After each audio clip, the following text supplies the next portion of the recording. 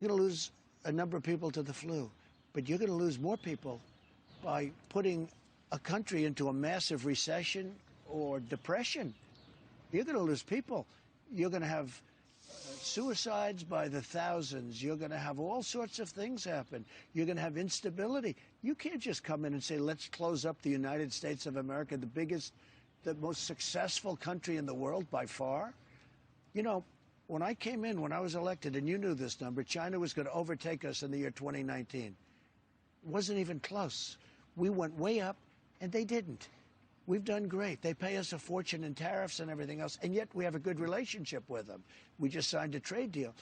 But we're the #1 in the world by far. And now a few people walk into the Oval Office and say, sir, we have to close up the country.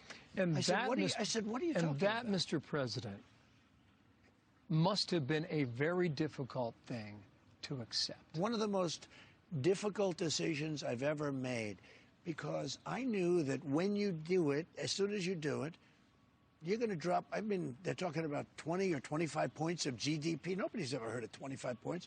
If we went down a point, that's a big deal. Now, all of a sudden, you're basically turning off the country. I said, this has never been done before. What are you talking about? But we understand it. You have hot spots. But we've had hot spots before. We've had horrible flus. I mean, think of it. We average 36,000 people, death.